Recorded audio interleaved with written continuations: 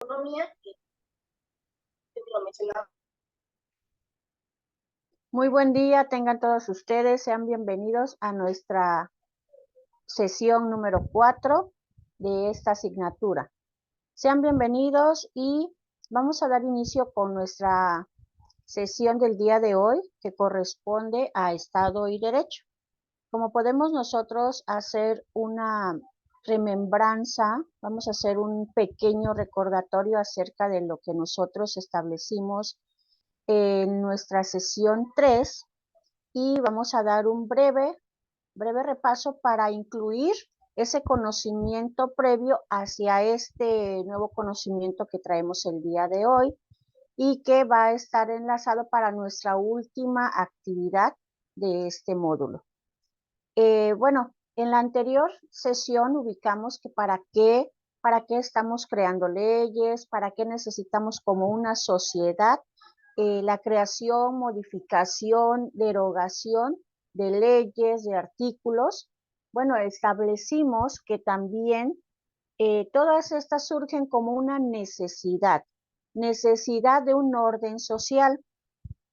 Cuando hablamos de historia del derecho, cuando hablamos de fundamentos del derecho, estamos hablando de las bases que dieron origen a esas normas jurídicas para establecer un orden social. Por ello, nosotros recordemos que pues el derecho mexicano pues es un fundamento reconocido en los derechos humanos, es decir, que ese derecho mexicano los tenemos todos nosotros basados en nuestro documento oficial que es la Constitución. Con base en esto, en nuestra Constitución también tenemos nuestros acuerdos, nuestros tratados internacionales, nuestros convenios, porque surgen a través de una necesidad, a lo mejor ya no nacional solamente, sino también de manera internacional, como la Comisión Internacional de Derechos Humanos, ¿ok?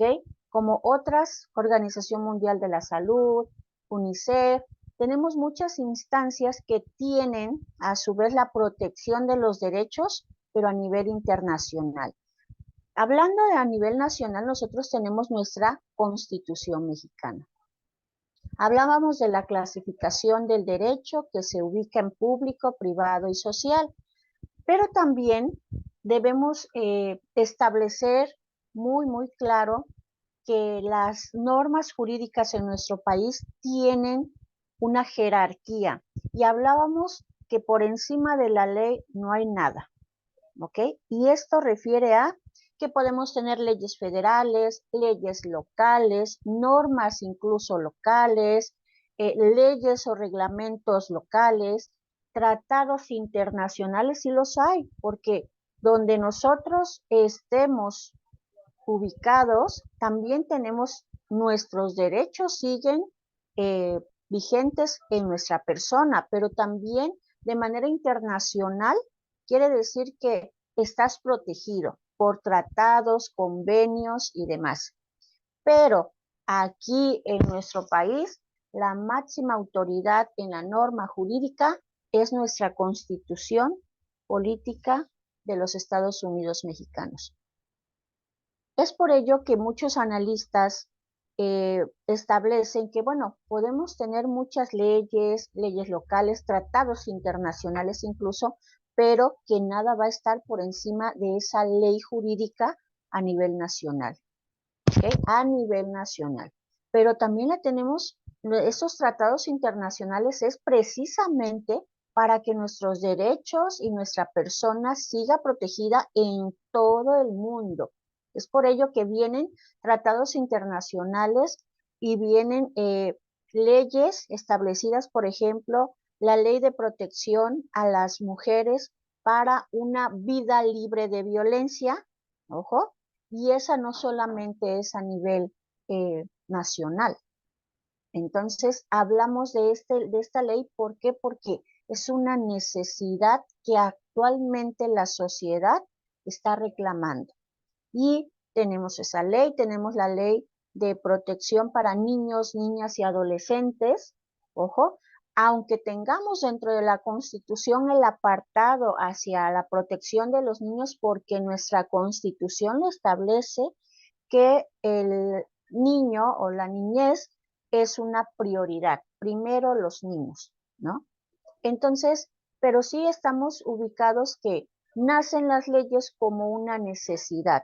Y hablábamos que esa necesidad de que surgen las leyes, esas leyes van a surgir por etapas, no solamente es que yo quiera establecer una ley y ya está aprobada. Hablábamos de la jurisprudencia y esta tiene en su haber pues ciertas etapas que se deben cumplir para que con ello entonces ya se promueva, se vote y se apruebe alguna ley. También podemos hablar de que a veces hay modificaciones, derogaciones, ¿ok? Anulaciones de algunas. ¿Por qué? Porque no están respondiendo a las necesidades sociales actuales. Entonces, también de ahí debemos partir. Hablábamos que libertades tenemos muchas, pero toda libertad tiene ciertos límites. Y en nuestra Constitución están todos los derechos que tú como persona integralmente tienes. Pero esos derechos tienen límites. Y si no se cumplen esos límites, entonces también esa Constitución tiene ciertas sanciones. ¿Por qué? Porque se debe cumplir y nadie debe romper ese orden social. ¿Quién crea las normas? Bueno, ya lo ubicamos que es desde el poder legislativo. Pero en nuestra sociedad hablamos de muchas normas jurídicas de las cuales estamos hablando, pero también en nuestra persona, en familia, tenemos normas religiosas en cada una de las ideologías que nosotros tratemos. Normas morales que son muy subjetivas unas de otros y de otros. ¿Por qué? Porque las normas morales van en función de la escala de valores de las personas.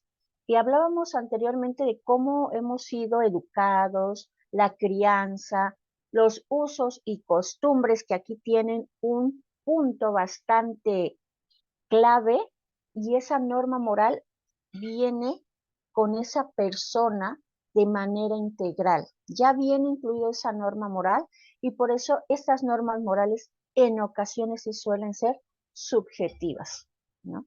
Y las normas sociales, que son las que nos permiten esa convivencia y ese orden y justicia y libertades sociales. ¿Tengo derecho a expresarme? Sí, pero todo es con respeto, atendiendo a los protocolos, atendiendo a los lineamientos, porque tengo derecho a expresar una inconformidad, tengo derecho a expresar alguna situación con la que están afectando mis derechos, están vulnerando mi persona. Sí, hay manifestaciones, tenemos exigencias, tenemos incluso iniciativas. Ojo, las iniciativas para leyes surgen de esos movimientos sociales.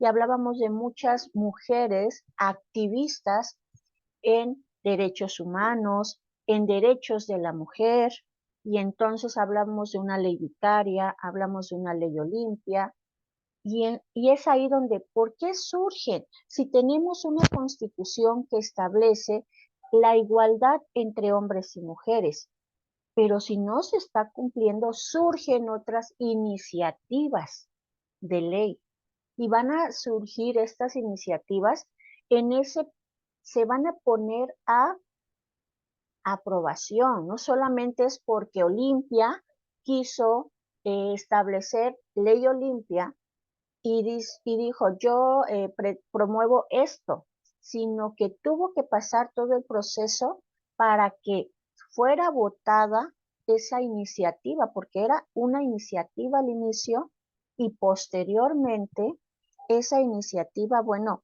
pues se va a aprobar por mayoría, no se aprueba, hay que modificarla, ¿ok? Y en función de esto, ahora sí, si se aprueba, para cuándo se aprueba, ¿Ya salió en el diario oficial de la Federación? ¿Ya es algo oficial? Si no sale, aunque sea una iniciativa, no tiene efectos, ¿ok? Y yo podría seguir violentando esa ley, pero no tengo ninguna sanción, porque no es oficial. Es por ello que lleva todo un proceso. Y en el caso, por ejemplo, de Olimpia Coral Melo, ella sí estuvo en ese poder legislativo, en ese poder ejecutivo, ella sí fue a las instancias e instituciones para que llevara ese orden y progresión hasta que, bueno, ya es una ley. Pero todo esto también tenían que ver cuáles son las sentencias, cuáles son las sanciones al respecto.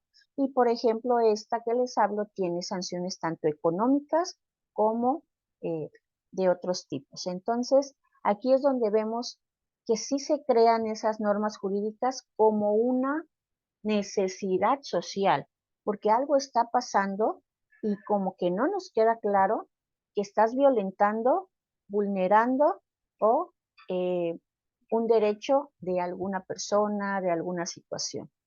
Entonces, con base en esto, ¿en dónde se ubican todos estos derechos que nosotros tenemos?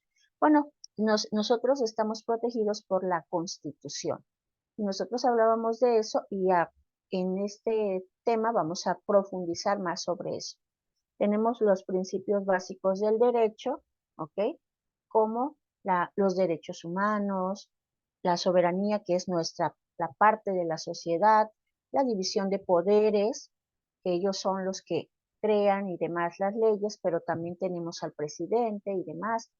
Y esto lo vamos a profundizar ahorita en nuestra clase. Con este breve repaso, nosotros vamos a ubicar entonces nuestro tema de hoy, en el cual vamos nosotros a relacionar lo que nosotros vimos con el tema de hoy, que es Estado y Derecho. Para esto, en este punto, ahora sí vamos a profundizar más acerca del Estado y Derecho.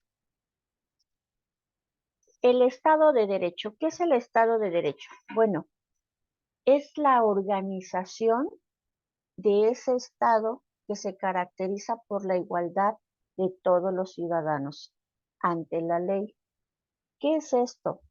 Que todo ciudadano tenemos los mismos derechos y estamos amparados por la Constitución, en nuestro caso, mexicana.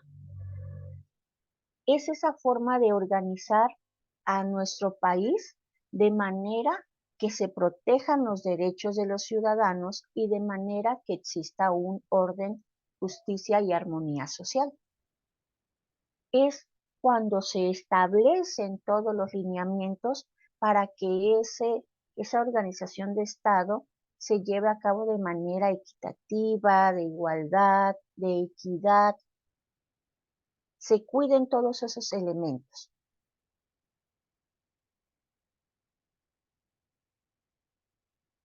Pero entonces, ¿qué es el derecho constitucional? ¿De dónde surge ese derecho constitucional? Pues surge de la necesidad precisamente de tener ese orden legal, jurídico y fundamental. Es esa necesidad de orden social, es esa necesidad de igualdad, es esa necesidad, porque es fundamental, porque está inmersa, está inherente a nosotros, que rige a todos los que conformamos la sociedad. Es decir, nosotros somos habitantes de una sociedad, somos individuos de una sociedad y estamos protegidos desde que nacemos, ya traemos nuestro paquetito de derechos.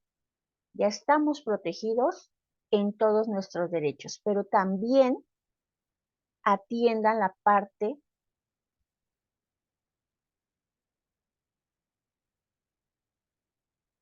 también atendamos la parte de atendamos la parte de responsabilidades, porque solamente vamos a trabajar la Constitución, vamos a consultar nuestros derechos, pero nos estamos olvidando de las responsabilidades. Y aparte, si yo estoy vulnerando, violentando o atentando sobre alguno de esos derechos y no estoy respetando esos límites, también leamos la parte de las sanciones. ¿Qué pasa cuando están vulnerando nuestros derechos, cuando están violentando o vulnerando nuestra persona? Es aquí donde ese derecho constitucional es el orden en los actos de esa sociedad. ¿Ok? Nosotros, como Estado, hemos tenido toda una evolución de normas jurídicas hasta que tenemos nuestra Constitución actual, que son nuestras propias leyes y gobiernos. Esas leyes establecidas por los gobiernos y cómo se han venido evolucionando es lo que actualmente nos rige, y nos rige precisamente para que haya ese orden social. Pero entonces hablamos de Constitución. ¿Y qué es la Constitución? Es esa ley. ¿Por qué se le llama suprema? Porque ya lo hemos hablado, está por encima de otras leyes, de otros tratados, de leyes estatales, de leyes locales, de tratados internacionales. Esta ley es suprema, ¿ok?, en nuestro país para estabilizar el orden social, para que se establezcan los derechos y obligaciones, las garantías de las personas.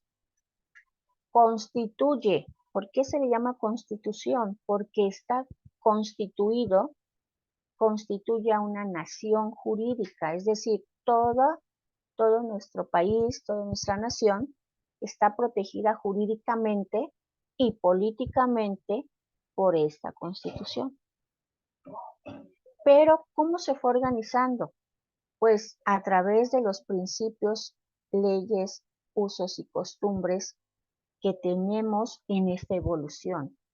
En esta evolución que hemos visto que los usos y costumbres en unos lugares todavía en nuestros siglos siguen vigentes y que los distinguen de otros estados, pero que además los rigen actualmente, pero que además se organizan por sus propios principios y costumbres, ¿ok? Pero estamos dentro de una nación que tenemos una Constitución establecida.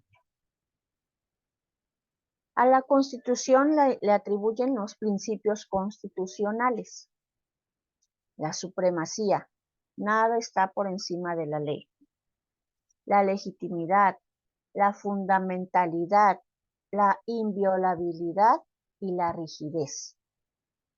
La supremacía porque es de naturaleza suprema. Y este carácter de supremacía de la Constitución es que dejan sin efectos normas o actos que atenten contra esta misma. Entonces en la Constitución están estos procedimientos, están estos artículos, y va a dejar sin efectos a aquellas normas o actos que no estén dentro de, que atenten contra algún derecho, alguna vulnerabilidad hacia las personas. Entonces, es por ello que siempre vemos a las personas así como que con su constitución, incluso los que no estudian esta área, porque dicen, aquí está basado todas las garantías individuales de mi persona. Entonces, siempre lo hemos comentado, como ciudadanos los debemos conocer, no solamente como estudiantes de esta área, como ciudadanos. No debemos desconocer ni nuestros derechos ni nuestras obligaciones al respecto de cada área que contiene o que integra esto. hablamos de esa rigidez constitucional, pero a veces me comentan, bueno, pero si es flexible esa constitución, porque sí hemos visto que hay erogaciones, que hay adiciones, que hay modificaciones al artículo, al capítulo, porque se habla de una rigidez. Es el procedimiento que se requiere para que pueda ser modificado algo de esa base constitucional. Entonces, no es que no sea flexible, porque sí lo hemos visto. Por ejemplo, nuestro artículo 3 ya sufrió modificación. Sin embargo, para hacer esa modificación, no crean que solamente es cámbiale aquí y establece este concepto. No, esa rigidez constitucional integra todo un proceso para que, bueno, estaba de esta forma, va a quedar así, pero lleva un proceso de interpretación, de aprobación y demás. ¿Por qué? Porque debe de estar acorde a las necesidades actuales. Esos conceptos deben ser manejados actualmente, pero además tienen vigencia.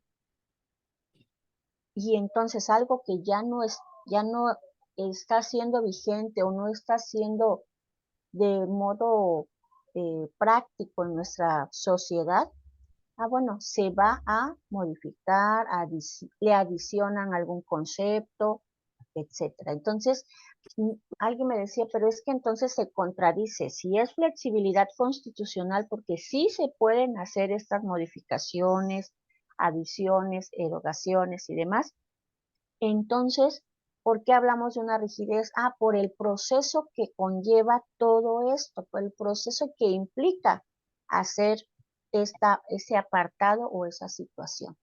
A eso se refiere. La legitimidad constitucional, por su parte, se refiere a ese sistema legal impuesto en el Estado para el cumplimiento de las normas y la legalidad democrática. Entonces, ¿cuándo es legítimo? Cuando lo establece el Estado. ¿Por qué? Porque ya es oficial y se debe cumplir. Hay normas y leyes, ojo, ¿por qué se habla de democracia? Me decían, pero es que yo no acepté o yo no voté por, no, es que nosotros no somos los que aceptamos o no, tenemos personas e instancias que se establecen exclusivamente para esto, para dar legitimidad, para dar legalidad y para dar ese proceso de democracia.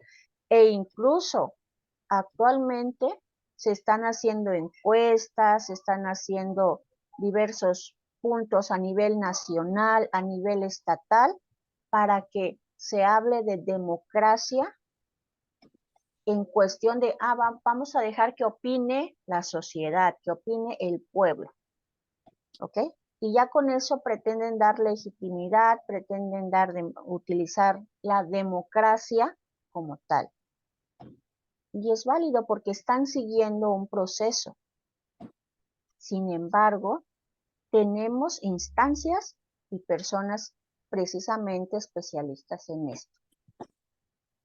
Cuando se refiere a inviolabilidad, precisamente es esa protección de los derechos hacia las personas, hacia la sociedad. Hablemos de varones, de mujeres, de niños, y es esta constitución, ¿por qué es inviolable? ¿Por qué se dice ese principio de inviolabilidad? Porque jurídicamente se debe garantizar los principios, normas y leyes y derechos de esa nación, de esas personas, de esa sociedad. Y si no lo estás haciendo, estás violando una situación.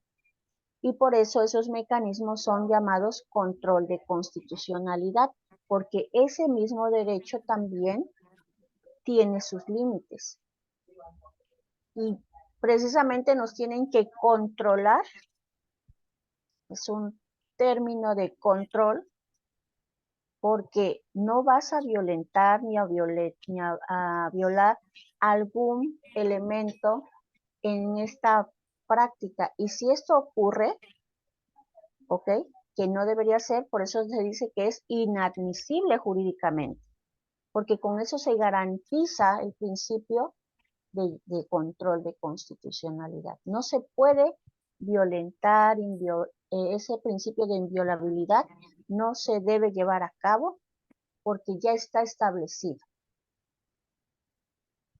Hablábamos también entonces de que todo esto, para llegar a esta evolución siempre nos fuimos o nos estuvimos basando de fuentes reales o materiales. Y hablábamos de estas, incluso les dejé una actividad acerca de que ustedes establecieran cuáles son las fuentes reales o materiales.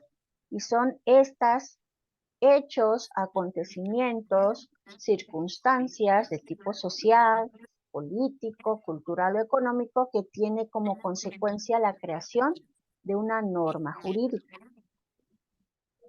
Es aquí donde decimos, bueno, las fuentes materiales, fuentes reales, y bueno, hablábamos también, por ejemplo, de un movimiento de que cayó el peso, por ejemplo, ¿no? El peso tuvo una devaluación y entonces ahí es donde esa fuente real o material nos sirve como y crean las propias normas jurídicas con base en el hecho, con base en el acontecimiento. Ese fue un acontecimiento económico, ¿no? Y tuvimos esas partes y tenemos más movimientos económicos bastante fuertes en nuestra historia que sí afectaron de manera directa a la sociedad. Y bueno, ahí es donde empezaron como a que, bueno, esto sucedió, pero aquí está la respuesta. ¿Perdón? ¿Me habla usted? No, no, maestra. Ok, gracias. Y buenos días, disculpe, entré un poquito tarde. No hay cuidado. Buen día, bienvenidos. Sí, No sí, se apenas nos preocupe, llegó el link hace gracias. rato, gracias. Sí. Gracias.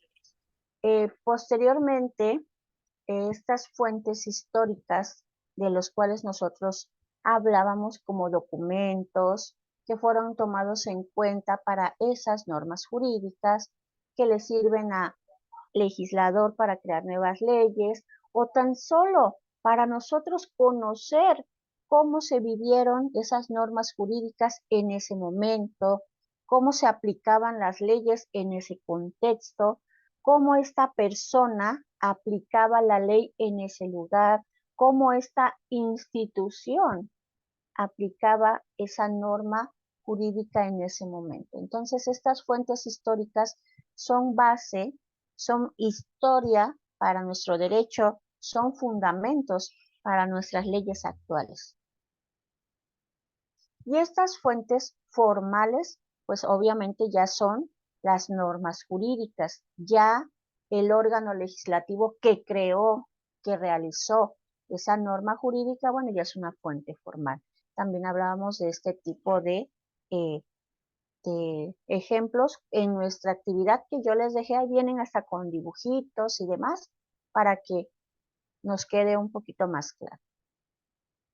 Hablábamos también de las garantías individuales. Estas garantías individuales son precisamente esos derechos públicos que otorga la Constitución política a los individuos y que el Estado nos reconoce. A veces comentamos, ¿no? Tenemos nuestras garantías individuales y son esos derechos inherentes porque desde que nacemos los tenemos en virtud de la naturaleza y de lo que el Estado reconoce, respeta y protege mediante un orden jurídico. Son irrenunciables y son unilaterales. Son irrenunciables porque nosotros no podemos decir, no quiero esas garantías o esos derechos, no los acepto, porque a veces ese derecho trae también pues sus límites y responsabilidades también. Sin embargo, nosotros desde que nacemos ya venimos con esa parte de garantías individuales por el simple hecho de nacer en este país ya tenemos esas garantías individuales. A veces podrás estar en acuerdo o en desacuerdo, sin embargo, para que exista ese orden social y para que exista ese orden y convivencia natural, pues debemos respetar estas garantías individuales porque atribuye a tu persona y a la persona de junto, a la persona de enfrente, ¿no? Es decir, tienes tus derechos, sí, pero yo también tengo los míos, que son los mismos. Y si ustedes recuerdan, en el artículo 1, que establece que nosotros somos iguales, mujeres y varones, ante la ley, tenemos los mismos derechos. Fíjense bien que trae consigo todas estas garantías individuales en el primer artículo de nuestra Constitución y cómo se puede interpretar de manera diferente en la sociedad. Porque nosotros hablamos en el artículo 1, hablamos de igualdad, equidad y justicia entre hombre y mujer. Y la práctica social en muchos contextos es diferente. Esa praxis social donde vemos contextos aquí en nuestro país en los cuales no se está atendiendo a esa garantía individual, sea de hombres o sea de mujeres, porque hay de los dos casos, es ahí donde dicen, estás violentando, estás violando una garantía de esta persona. Respeta y protege ese orden jurídico. Y hablábamos, por ejemplo, de mujeres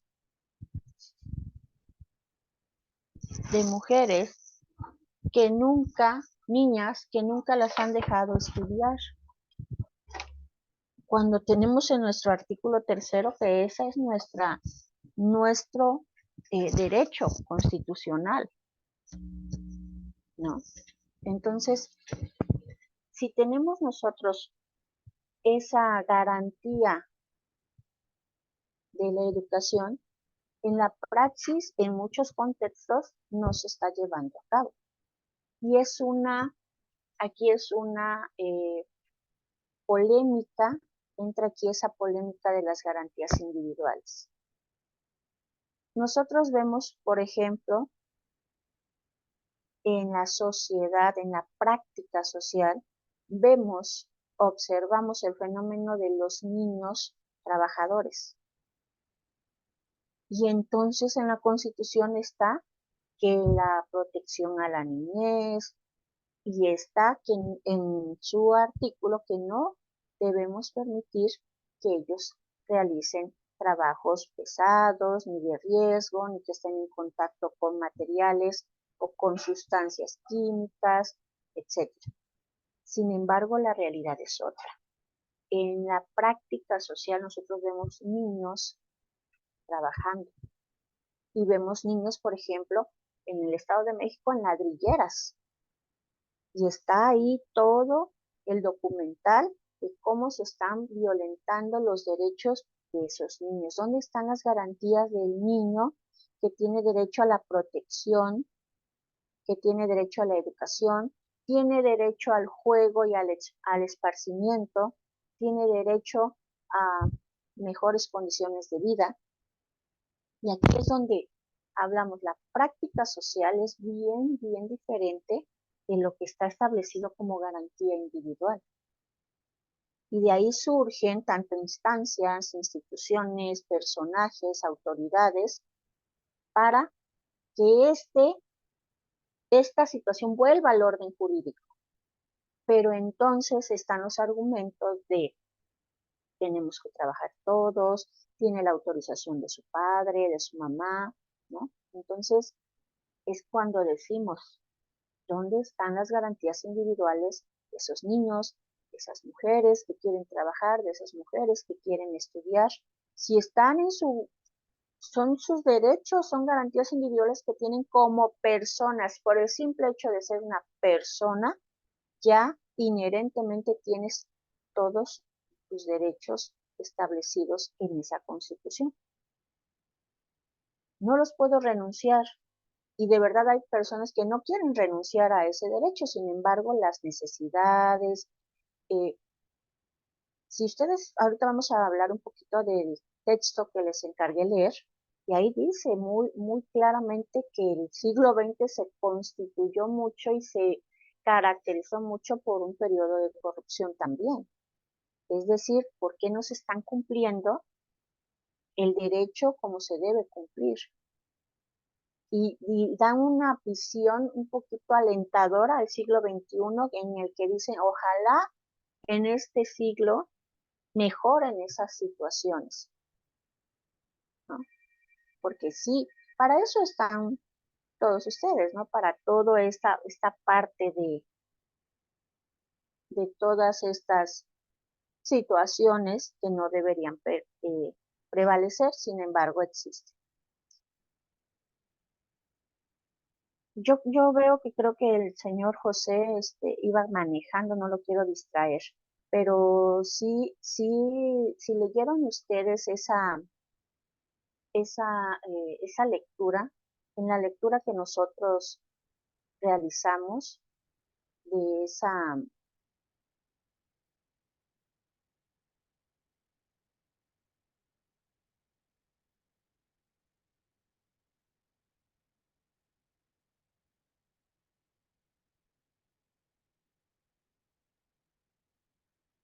de esta lectura de José Luis Soberanes, de verdad está bien ligera y está muy práctica, muy cotidiana, es lo que me gustó. No tiene muchas hojas tampoco, pero además sí te invita a hacer esa reflexión de cómo fue ese derecho y esta ciencia del derecho en el siglo XX.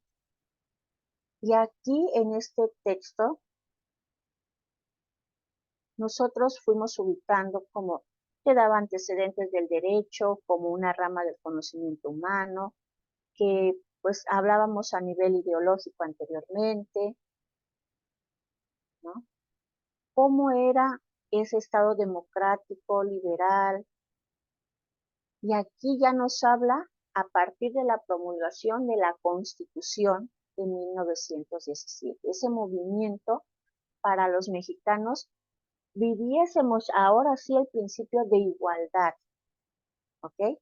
Y ojo, aquí también habla de las relaciones laborales, hace mucho énfasis Soberanes acerca de las relaciones laborales, de la igualdad entre personas, ¿ok? No sé si lo leyeron, no sé si les gustó, de verdad es algo bien sencillo, pero muy bonito este tipo de trabajos. Habla de los cánceres sociales, como la irresponsabilidad pública, esa demagogia, impunidad y corrupción. Sí, a lo mejor me dicen, y eso es lo que a mí me gusta, que si lo lees, lo analices, pero hagas una crítica positiva o negativa, ¿eh? Puede no gustarte, pero sí tú tomas tu propio concepto acerca de esto, ¿no? A lo mejor dices, no estoy de acuerdo con Soberanes en esto. Sin embargo, Soberanes en este texto sí es bastante crítico hacia ese derecho en esa temporalidad, ¿no? Y habla mucho de corrupción, habla mucho de situaciones que no se deberían permitir, habla mucho de irresponsabilidad de servidores públicos y no solo por el hecho de hacer una crítica hacia una institución o hacia una persona, sino por los hechos sociales que se han venido ubicando, ¿no? Entonces, esa impunidad, habla mucho de esa corrupción, la impunidad, la irresponsabilidad, habla mucho de todas esas situaciones que no se resuelven,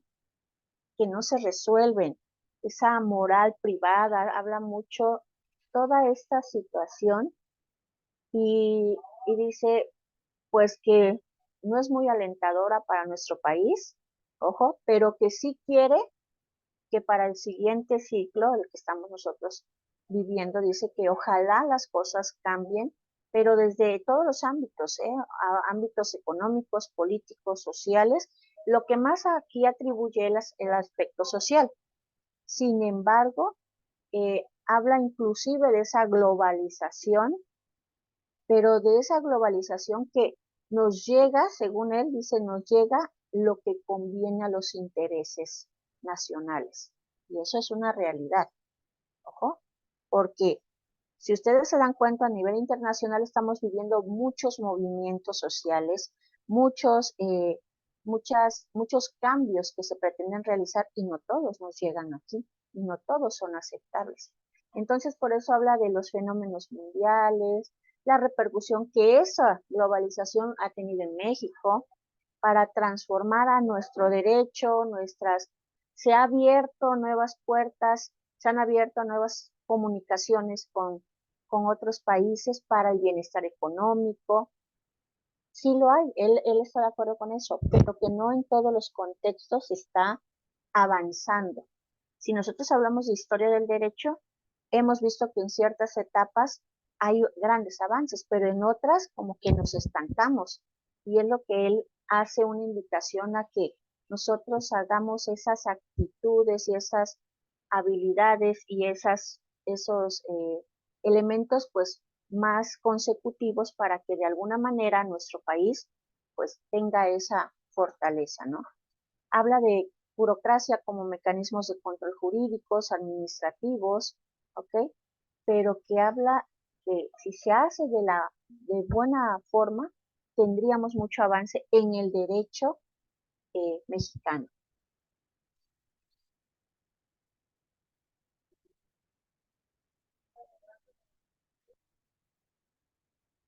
Habla del trabajo que a veces se realiza en unas instancias sin consultar a otras, y es lo que estamos viviendo actualmente. Nosotros vemos que ciertas instancias están en conflicto con otras instancias por intereses personales, económicos, de políticos, y es ahí la crisis en la que estamos viviendo, dice crisis moral, porque lo que antes no se permitía actualmente se puede, lo que antes esto lo sancionabas, ahora no lo sancionas, ahora esto tú lo ves como un logro. Habla de ese atentado a los derechos humanos que cada vez hemos visto más situaciones, por ejemplo, de violencia hacia mujeres, violencia hacia niños, ¿ok? Habla de estas situaciones de falta de pensamiento jurídico de manera, pues, obviamente objetivo para, en materia de derecho en nuestro país, ¿no? Y habla también de cómo él en sus pocas palabras dice que ojalá haya justicia e igualdad en plenitud. Por la igualdad y la justicia que siempre nosotros buscamos tanto en la Constitución como en todas las leyes y todos los acuerdos y tratados internacionales, pues él dice no se ha llevado a cabo. Esperemos, ve un poquito desalentador el siglo XX y ve eh, como establece mucha esperanza en nuestro siglo XXI, incluso hasta te lo establece, ojalá en el siglo XXI podamos decir que hubo justicia en plenitud. ¿Por qué? Por todos los hechos y acontecimientos sociales que estamos viendo día con día. De verdad, si estás o no estás, y por eso mismo les sugerí esta lectura sencilla de un elemento que puedes tú decir estoy de acuerdo, no estoy de acuerdo, ¿por qué no estamos de acuerdo? ¿Ok? No estoy de acuerdo en el ámbito político que él atiende, pero el ámbito económico de verdad que sí es cierto todo lo que establece, pero además faltó enfatizar y etcétera. Entonces, algo así tan sencillo es lo que yo les encargué en la clase anterior. Esto se los puse en plataforma y tenían que hacer su propio argumento. Bueno, con base en esto, vamos a continuar.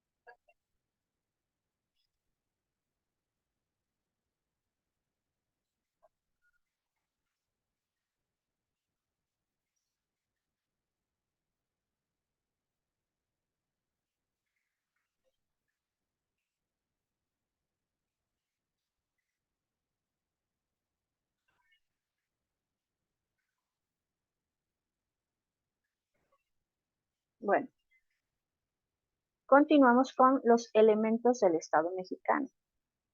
En nuestro estado, el estado es la comunidad organizada en el territorio, el cual tiene un orden jurídico y está garantizado por ese poder jurídico y autónomo. ¿Okay? Vamos a ver que los elementos del estado son tres: la población, el territorio y los poderes públicos. La población es todas aquellas personas que residen en el territorio nacional, es decir, nación, país. Esa población somos todos, desde norte a sur, este a oeste y demás. Esa población somos todos los que habitamos en este país, todos nosotros llamados mexicanos.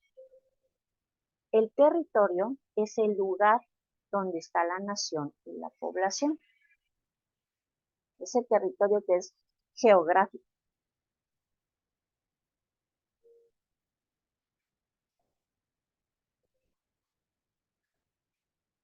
Y aquí los poderes públicos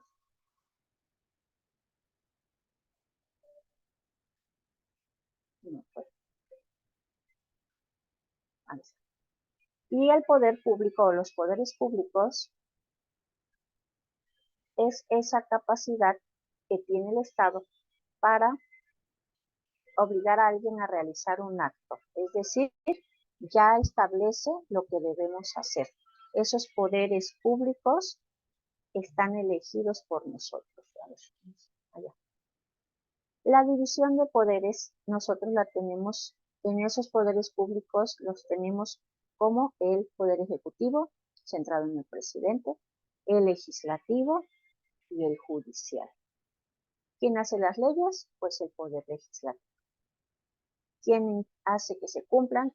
Bueno, el poder ejecutivo está representado por nuestro presidente.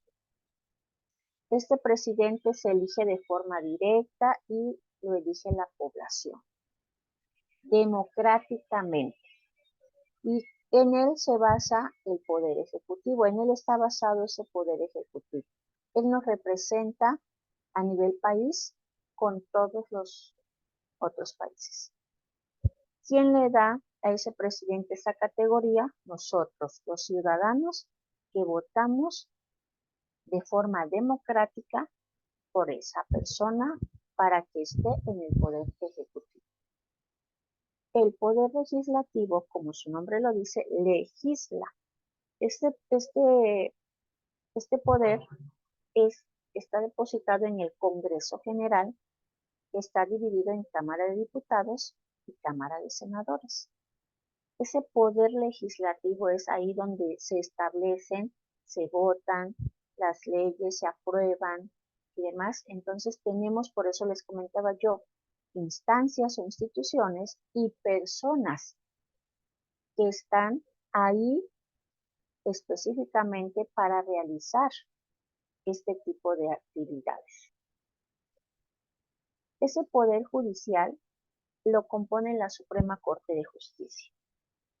Y ahí el Consejo de la Judicatura Federal, los juzgados de distrito, los tribunales colegiados de circuito, los tribunales, bueno, ahí están el Poder Judicial, es donde se hacen valer esas leyes, se hacen cumplir esas leyes, donde ya se establecieron las leyes y se aprobaron. Aquí, con todas estas instituciones, se hacen cumplir o sancionar si se ha violentado alguna ley. ¿Qué es esa soberanía? Esa soberanía es ese poder que nosotros tenemos, ese poder que tenemos como sociedad, como pueblo, y que se establece por parte de nosotros, ese poder público que tenemos, ¿no? Y es ahí donde nos toman en cuenta a veces en ciertos trámites y para encuestas, para algunos elementos que quisieran ellos donde haya democracia y que haya que demostrar que ese proceso se hizo por democracia. Bueno, entonces se establece ese poder público y nosotros tenemos ese derecho a opinar. ¿Cuál es la relación entonces entre el derecho y el Estado? Bueno, es encauzar al Estado en las funciones dentro del sistema de normas jurídicas. Este derecho limita al Estado, regula instituciones y el funcionamiento de las mismas. Quiere decir que el derecho es el que va a regir el funcionamiento de las instituciones y limita al Estado dentro de ese sistema de normas. Entonces, el derecho es el que nos rige y nos va a seguir rigiendo como sociedad para precisamente todo ese orden social. Nosotros aquí tenemos, bueno, ustedes no lo pueden ver a lo mejor ahorita, pero tengo un cuadro en el cual ustedes lo van a llenar con base en lo que nosotros ya establecimos en esta clase. El Poder Ejecutivo, ¿cuál es su función? ¿Y por quién está representado? El Poder Judicial, ¿cuál es su función? ¿Y por quién está representado? Y el Poder Legislativo, ¿cuál es su función? ¿Y por quién está representado? Y aquí está, en esta presentación, aquí está las respuestas, porque primero lo hacen ustedes y después se autoevalúan. ¿Okay? En la parte de aquí ya está qué hace cada uno de estos poderes. Y bueno, en esta parte es la actividad que van a realizar, que es atender a estas cuestiones. ¿Cuál es la función principal del Poder Ejecutivo? ¿Cuál es la función principal del Poder Legislativo? ¿Cuáles son las facultades de la Cámara de Diputados? ¿Cuál es la función principal del Poder Judicial? ¿Qué opinión tienen de las funciones que desempeñan diputados y senadores? ¿Cree usted que respondan a las necesidades actuales de la sociedad? Y con base en esto, ustedes me van a establecer su opinión. Y finalmente, desde tu punto de vista, ¿cuál es la utilidad del derecho? Si nosotros estamos hablando de historia y fundamentos, nosotros estamos hablando de para qué se utiliza el derecho y cuáles han sido esas bases históricas que han dado pauta a la Constitución actual, a nuestros derechos actuales. Entonces, ¿cuál es la utilidad del derecho? Desde el argumento de ustedes, el argumento propio, esta es un escrito de para qué, cómo, cuándo y quiénes utilizamos el derecho. Ese derecho actual. Bueno, con base en esto, nosotros ubicamos la actividad de nuestro derecho derecho del siglo XX. Esa es una actividad, las actividades que les dejé en la plataforma y finalmente esta que les estoy dejando actualmente. Esas son las actividades, ya están y los materiales están en nuestra plataforma. ¿Ok? Estos son las bases y los fundamentos e historia del derecho en nuestra asignatura. ¿Tienen ustedes alguna duda con las actividades que van a realizar, que van a entregar o que están ya entregando en plataforma? Porque esta es la última sesión. Yo analizaré y voy a bajar las actividades de plataforma para su revisión, calificación y acreditación. ¿Alguna duda? Por mi parte, yo no tengo ninguna maestra. Muchísimas gracias. El ingeniero José creo que andaba manejando. Pero bueno, si tienen ustedes alguna duda, ustedes me la hacen saber, incluso si quieren en la plataforma. En la plataforma están las actividades, las fechas y los materiales. Ustedes ahí incluyen sus actividades y con eso yo evalúo, califico y acredito. Entonces, ¿ninguna duda? ¿Nada que ubicar? Maestra, yo, Sí. bueno, sí, es que vi que había subido como una sopa de letras, Ajá, sí. pero esa ya nada más aparecía lo que es el archivo y para volverla a subir ya no, ya una vez resuelto. Ok, entonces, no sé, Amalita, qué bueno que me dijo, es la de sopa de letras. La habilito nuevamente y les doy el espacio ahí para subirlas y checan perfecto ahí. Está la sopa de letras, está el escrito de esta lectura y está la hoja que ahí van a ver de hoy. Y esas son las actividades que ustedes van a ubicar. Yo ahorita checo las fechas y abro plataformas, abro los espacios para que ustedes las suban y no hay problema. Ahí ustedes me las integran.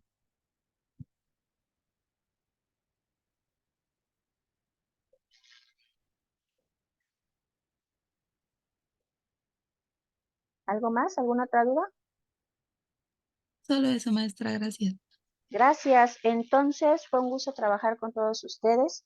Nos vemos, si Dios quiere, posteriormente. Les deseo mucho éxito en todas sus asignaturas, mucho éxito y que estén muy bien. Que pasen excelente fin de semana. Gracias. Muchas gracias, maestra, igualmente.